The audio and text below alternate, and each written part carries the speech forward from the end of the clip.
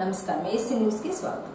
గత తెలుగుదేశం ప్రభుత్వంలో ఏపీఎస్ఆర్టీసీ సంస్థను చంద్రబాబు నాయుడు నాశనం చేస్తే వైసీపీ ప్రభుత్వం అధికారంలోకి వచ్చిన తర్వాత ఏపీఎస్ఆర్టీసీని ప్రభుత్వంలోకి విలీనం చేసి 2500 కోట్ల రూపాయల ఆర్టీసీ అప్పులను తీర్చడం జరిగిందని ఏపీఎస్ఆర్టీసీ బోర్డు డైరెక్టర్ రాజారెడ్డి అన్నారు. బుధవారం అద్దెంకి ఆర్టీసీ బస్టాండ్ను ఏపీఎస్ఆర్టీసీ బోర్డు డైరెక్టర్ రాజారెడ్డి సందర్శించారు. ముందుగా ఆర్టీసీ అధికారులు, యూనియన్ నేతలు స్వాగతం పలికారు. డిపో ఆవరణంలో మొక్కలు నాటి యూనియన్ నేతలు ఆర్టీసీ అధికారులతో ఏర్పాటు చేసిన సమావేశంలో పాల్గొని మాట్లాడారు. ఆర్టీసీని ప్రభుత్వంలోకి విలీనం చేసిన తర్వాత కరోనా కష్టకాలాన్ని సైతం ఎదుర్కొని జీతాలు చెల్లించారని, ఆర్టీసీకి దేశంలో ఏ ముఖ్యమంత్రి అందించని సహాయం ఏపీ ముఖ్యమంత్రి అందించారని, సామాన్య ప్రయాణికుడు విలాసవంతమైన ప్రయాణం చేయాలన్న ఉద్దేశంతో త్వరలో 1000 ఎలక్ట్రిక్ బస్సులు, 1500 డీజిల్ బస్సులు ఆర్టీసీ డబ్బుతో కొనుగోలు చేయనున్నారని రాజారెడ్డి చెప్పారు. ప్రస్తుతం 200 కోట్లు సంపాదిస్తున్న కార్గో ఆదాయాన్ని 2024-25వ సంవత్సరంలో 500 కోట్లకు పైగా సంపాదించేందుకు చర్యలు తీసుకుంటున్నారన్నారు. మిగతా డబ్బులు 1వ తారీఖు వస్తే తాకట్టు పెట్టడం, ఆ ఇంట్రెస్ట్ తెచ్చి జనాలకు శాలరీస్ ఇవ్వడం, ఈ విధంగా ఏపీఎస్ఆర్టీసీ యొక్క పరిస్థితి చాలా బాధాకరమైనటువంటి పరిస్థితే జరిగింది. దీనికంతా ప్రధానమైనటువంటి దాదాపు టోటల్గా ఏపీఎస్ఆర్టీసీ రెవెన్యూ ఒక 12-13 వేల కోట్ల రూపాయలు ఆర్టీసీ నుంచి ప్రభుత్వానికి తీసుకుపోయినటువంటి వ్యక్తి చంద్రబాబు నాయుడు గారు. దానివల్ల మనకి కష్టాలు, నష్టాలు, బాధలు ఇవన్నీ వచ్చాయి. నేను అందుకే తర్వాత చెప్పాను, అప్పుడు మజ్దూర్ యూనియన్లో నేను ఉండి రాష్ట్ర వ్యాప్తంగా స్టేట్ ప్రెసిడెంట్గా కూడా ఉన్నాను. ఈ మొత్తం ఈ యొక్క ఇండస్ట్రీ నిలబడాలంటే జగన్మోహన్ రెడ్డి గారికి ఒకటే చెప్పారు 2011లో, ఏది నాన్నగారు ఏదో కొంత నిలబెట్టిపోయినాడు, ఇది లైఫ్ నడవదు, రోజు రోజుకు క్షీణించిపోయేటటువంటి పరిస్థితి, అన్నీ అమ్ముకుంటూ ఇంట్రెస్ట్లు కట్టుకుంటూ 7,000 కోట్లు అప్పు కట్టుకొని ఇంట్రెస్ట్లు కట్టుకోవాలంటే అది అయ్యేది కాదు. మీరు టోటల్గా గవర్నమెంట్లో విలీనం చేస్తామంటే నేను కూడా మీతో సహకరించి మీతో నడుస్తానని చెప్పి నేను కూడా 11 సంవత్సరంలో ఆయన వెంబడి నడిచా. వస్తున్నట్లే 2019లో ఎన్నికలు అవుతూ ఉన్నట్లేనే మొట్టమొదటి మీటింగులో మొట్టమొదటి క్యాబినెట్లో గవర్నమెంట్లో విలీనం చేసేయడం జరిగింది. అప్పుడు అందరూ వ్యతిరేకించినారు, ఇది గవర్నమెంట్లో చేస్తే చాలా ఇబ్బంది, సెంట్రల్ గవర్నమెంట్ కాంట్రిబ్యూషన్ ఉంది, తర్వాత అదేవిధంగా ఇది నష్టాల్లో ఉంది. మీరు కూడా చూసింటారు, విజయవాడలో చంద్రబాబు నాయుడుకి మజ్దూర్ యూనియన్ తరఫున ఒక శాలువ వేసి దండేసి సత్కారం చేసి ఒక మెమోరాండం ఇస్తే ఏమంటే ఇది నష్టాల్లో వచ్చే కార్పొరేషన్, నేనేమన్నా చెవుల్లో పూలు పెట్టుకోండానా, నష్టాలకు ప్రధాన కారకుడు ఆయనే. మళ్ళీ ఆయన ఏమంటే నష్టాల్లో వచ్చేదాన్ని పోయి నేను గవర్నమెంట్లో విలీనం చేస్తానా, అంత పిచ్చోడినా నేను అని అన్నాడు. అంటే విషయం ఏంటంటే టోటల్గా గవర్నమెంట్లో విలీనం చేసిన తర్వాత శాలరీస్ని జగన్మోహన్ రెడ్డికి ముఖ్యమంత్రి గారు ఇవ్వడం ప్రధానమైనటువంటి మనకు లాభం వచ్చింది. ఎట్లా వచ్చింది? లేదంటే మీ గవర్నమెంట్లో విలీనం చేశాను, నేను ఏదో అడ్మినిస్ట్రేషన్లోనో మిగతా వాటిలో మాత్రమే సహాయ సహకారాలు అందిస్తాను, లేదు మీకు ఏదైనా లోటు ఉన్నటువంటి దాన్ని అందిస్తానంటే ఇంకా చాలా ఇబ్బందికర పరిస్థితులే మనం ఇప్పటికి కూడా ఎదుర్కొనేటటువంటి పరిస్థితి ఉండేది. ఆ కరోనా పీరియడ్లో దాదాపు సగం మందో 3/4 మందో లైఫ్లు కూడా వెళ్ళిపోయింది. జీతాలు ఇచ్చే పని ఉండదు. మిగతా కార్పొరేషన్లో అంతా 50% ఇచ్చారు, తెలంగాణలో కూడా, మీకు తెలియదు ఏముంది.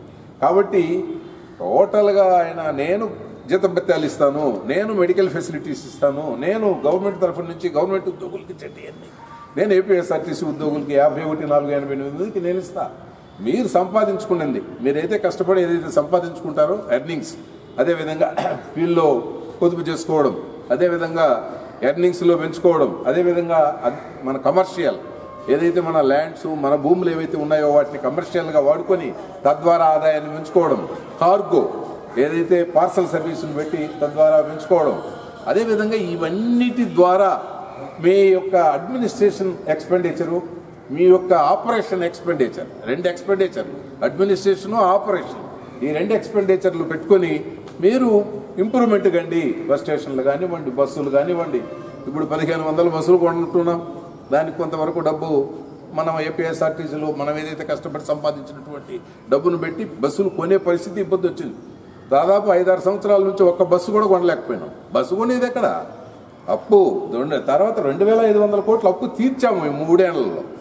52 సంవత్సరాల్లో అప్పు తీర్చినటువంటి 3 ఏళ్ళు లేదంటే ఈ 2001 నుంచి 2024 వరకు 2500 కోట్ల అప్పు తీర్చినాం. తర్వాత ఎంప్లాయీస్ యొక్క కాంట్రిబ్యూషన్ ఏదైతే మనం మేనేజ్మెంట్ వాడుకునిందో ఆర్టీసీ, దాన్ని కూడా 1800 కోట్లు తీర్చేశాం. అంటే దానివల్ల తద్వారా ఇప్పుడు CCSలో లోన్ పెడితే పాపం 1-2 డేస్లో అతనికి అతని డబ్బులే, మన డబ్బులే అవి వచ్చేటి. అవి ఇంతకుముందు 2 నెలలు 3 నెలలు మేనేజ్మెంట్ వాడుకొని అక్కడ మేనేజ్మెంట్ అక్కడ ఇస్తేనే కదా మన ఎర్నింగ్స్ రావాలా, ఎర్నింగ్స్ వచ్చిన తర్వాత అక్కడ ఇవ్వాలా. ఆ పరిస్థితుల్లో ఈ లోన్ ఫెసిలిటీ ఇవన్నీ ఉండేవి. చాలా ఇబ్బందులు ఇవన్నీ, ఒకదానికొకటి లింకు. సో ఇవన్నీ కూడా బాధలు తప్పాయి. ఇప్పుడు మన 1800 కోట్లు ఇచ్చారు, 2500 కోట్ల అప్పు తీర్చారు, ఇంకా 2500 కోట్ల అప్పు మాత్రమే ఉంది. 1500 బస్సులు కొత్తగా కొంటున్నాం, 1000 బస్సులు ఎలక్ట్రానిక్ బస్సులు కొంటున్నాం. వాటిలో ఒక 100 బస్సులు వచ్చినాయి, తిరుపతి తిరుమల తిరుగుతున్నాయి. ఇంకా 900 బస్సులు రావాలి, అంచెలంచెలుగా వస్తాయి. ఈ 1500 కూడా ఈ మార్చికి 200 వస్తున్నాయి. 300 బస్సులు మార్చి 31 లోపు వస్తున్నాయి. మిగిలిన బస్సులు అంచెలంచెలుగా ఏప్రిల్లో కొన్ని, మేలో కొన్ని, టోటల్గా 1500 బస్సులు. అంటే ఇంకా బస్సులు కొనే స్థాయికి వచ్చినాం. బట్ ఇంప్రూవ్మెంట్ అయింది మన యొక్క కుటుంబం. అదేవిధంగా ఏపీఎస్ఆర్టీసీలో ఇప్పుడు మనం ఉన్నటువంటి రెవెన్యూను ఇంకా కొద్దిగా పెంచుకోగలిగితే మనమే డిస్బర్స్మెంట్ చేసుకోవచ్చు. మనకున్న ఎన్కాష్మెంట్ అంట, మనకు ఉండేటటువంటి చిన్న చిన్న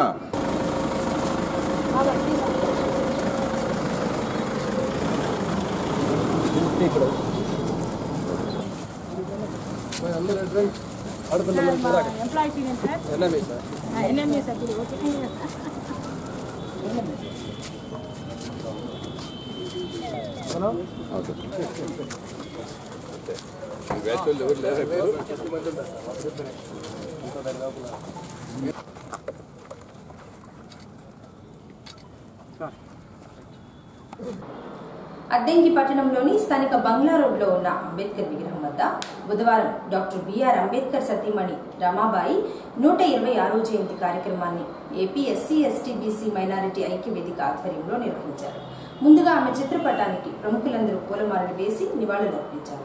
ఈ సందర్భంగా జ్యోతి రమేష్ బాబు మాట్లాడుతూ రమాబాయి ఆదర్శ మహిళ అని, ఆమె త్యాగం వలనే అంబేద్కర్ గొప్ప చదువులు చదివి భారత రాజ్యాంగాన్ని వ్రాసారని, ఆమెకు పుట్టిన 5 సంతానంలో 4 బిడ్డలు సరైన ఆహారం వైద్యం లేక మరణించినప్పటికీ చలించకుండా కొండంత దుఃఖాన్ని కడుపులో పెట్టుకుని భూదేవంత ఓర్పుతో కుటుంబాన్ని నడిపి అంబేద్కర్ను ప్రపంచ మేధావిగా నిలబెట్టిన మహా వ్యక్తి రమాబాయి అని కొనియాడారు.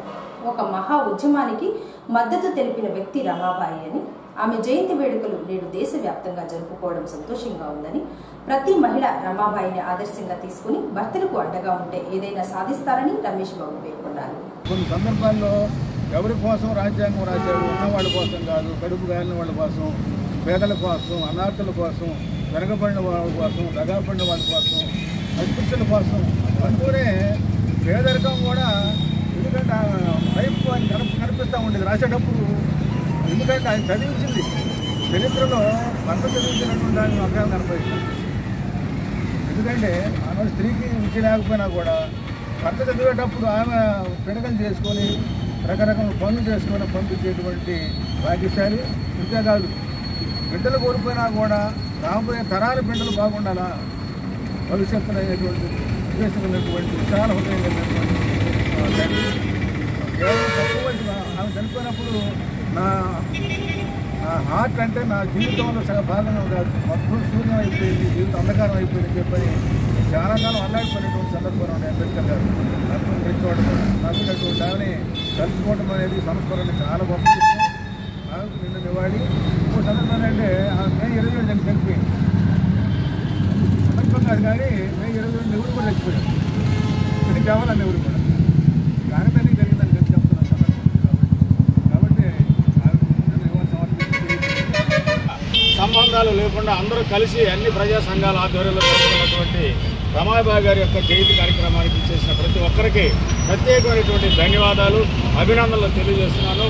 రమాబాయి గారి గురించి చెప్పాలంటే ఆ రోజు ఆమె కాకుండా అంబేద్కర్ గారు ఇంకొకరిని కనుక చేసుకుంటే భారతదేశానికి ఇంత అతి పెద్దదైన దృఢమైన రాజ్యాంగాన్ని అందించగలిగేవారు కాదేమో, ఆయన అంత చదువు కలిగేవారు కాదేమో అనేటువంటి అనుమానం కూడా రాకమానదు. ఎందుకంటే ఆమెకు 9వ సంవత్సరంలోనే ఆయనకి ఇచ్చేసి పెళ్లి చేయడం జరిగింది. ఆ తర్వాత 24 సంవత్సరాలకే వారికి 5 బిడ్డలు జన్మనిస్తే 5లో 4 ఒకరి తర్వాత ఒకరు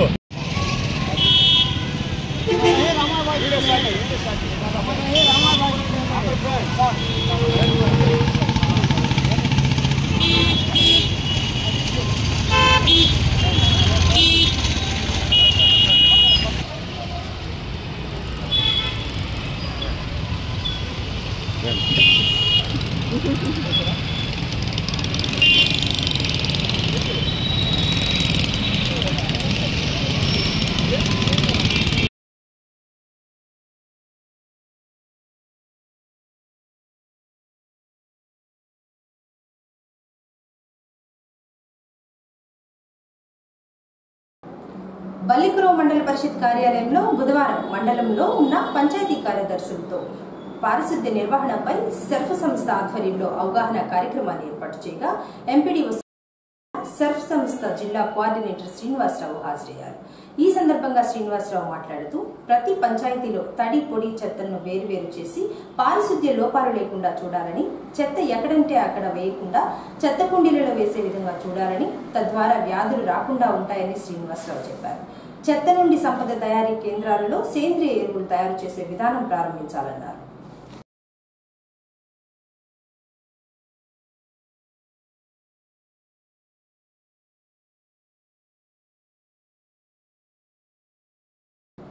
శ్రీ ఈశ్వరీదేవి మఠం ఆస్థాన పీఠం ధార్మిక పర్యటనలో భాగంగా శ్రీ శ్రీ వీర శివకుమార స్వాముల వారు ఈ నెల 10వ తేదీన అద్దంకి పట్టణంలోని కాకానిపాలెంలో వేంచేసి ఉన్న శ్రీ శ్రీ వీరబ్రహ్మేంద్ర స్వాముల వారి దేవాలయానికి విచ్చేయుచున్నారని విశ్వ బ్రాహ్మణ సంఘం ప్రకాశం జిల్లా అధ్యక్షుడు చెన్నుపల్లి శ్రీనివాసాచారి తెలిపారు.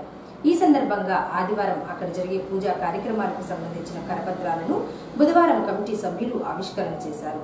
అనంతరం శ్రీనివాసాచారి మాట్లాడుతూ శివకుమార స్వాముల వారి పర్యవేక్షణలో శనివారం ఉదయం 10 గంటలకు కలశ స్థాపన, 108 మంది మహిళా మూర్తులతో సామూహిక కుంకుమార్చన, శాంతి హోమం, అనుగ్రహ భాషణం, తీర్థప్రసాద వితరణ, మహా ఆశీర్వదనం ఉంటుందన్నారు. కావున అద్దంకి పట్టణంలోని మహిళలు పూజా కార్యక్రమంలో పాల్గొనేందుకు ముందుగానే వారి పేర్లను కమిటీ వారి వద్ద నమోదు చేయించుకోవాలన్నారు. కాకానిపాలెంలో ఉన్న వీరబ్రహ్మేంద్ర స్వాముల వారి దేవాలయం ఆధునీకరణ చేసేందుకు కమిటీ వారు సన్నాహాలు చేస్తున్నారని శ్రీనివాసాచారి చెప్పారు. విశ్వజనహితం వీరబ్రహ్మేంద్రుల సందేశం ఈశ్వరదేవి మఠ ఆస్థానపేట ధార్మిక పర్యటన. పూజ్య మఠాధిపతులు శ్రీ శ్రీ వీరకుమార స్వాముల వారు పీఠ పర్యటనతో మరి యావత్ ప్రపంచానికి ఆ స్వామివారి వాక్యాలను ప్రచారం చేయాలన్న ఉద్దేశంతో విశ్వజనహితమగు జగద్గురు వీరబ్రహ్మేంద్ర స్వాముల వారు మరియు జగన్మాత ఈశ్వరదేవి దివ్య ప్రబోధములు జనులకు చేరువ సంకల్పించబడిన పూజ్య పీఠాధిపతులు శ్రీ శ్రీ వీరకుమార శివకుమార స్వాముల వారు మఠం ఆస్థానపీఠం ధార్మిక పర్యటన గావించి శుభ సందర్భంగా నిర్వహిస్తున్న ధార్మిక కార్యక్రమం యందు భక్తులందరూ పాల్గొని స్వామివారికి అనుగ్రహం భాషణం ఆలకించి పూజా ప్రసాదం స్వీకరించాలని గురువారి ఆదేశంతో వారిని అద్దంకి పట్టణంలో కాకానిపాలెం వీరబ్రహ్మేంద్ర స్వామి వారి దేవస్థాన అభివృద్ధి కమిటీ వారు సాదరంగా స్వాగతిస్తున్నాం. ఈ సందర్భంగా శనివారం 10వ తేదీ ఉదయం 7 గంటలకు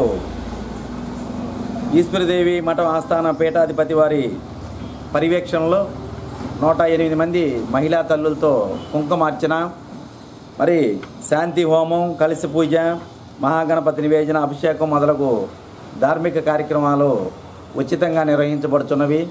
సకల జనుల అందరూ బాగుండాలనే ఉద్దేశంతో లోక కళ్యాణం కోసం ఈ పూజలు నిర్వహిస్తున్నాం.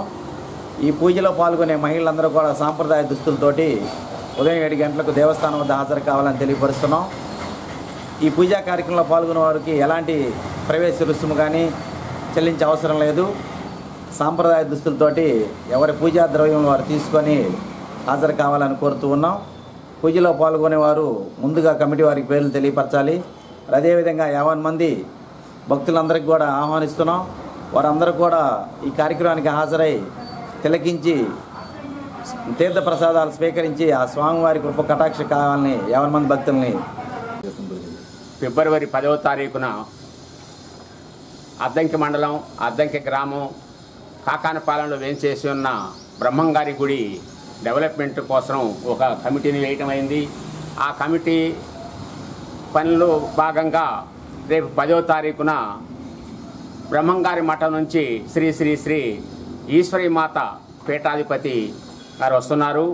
ఆ సందర్భంలో ఇక్కడ 108 మంది మహిళా మణులచే కుంకుమ పూజ ఏర్పాటు చేయడమైనది. ఈ కుంకుమ పూజకి ఎటువంటి నిబంధనలు లేవు. సాధారణం అంటే ధార్మిక పద్ధతిలో పద్ధతి ప్రకారం డ్రెస్ కోడ్తో రావటం ఒకటి. రెండవది ఎటువంటి చందా వసూలు కార్యక్రమం వారి నుంచి లేదు. వారి పూజా ద్రవ్యాలు వారే తెచ్చుకొని కార్యక్రమంలో వేయించేసి ఉండి ఈ కార్యక్రమం జయప్రదం చేస్తారని చెప్పేసి మేము కోరుకుంటాం.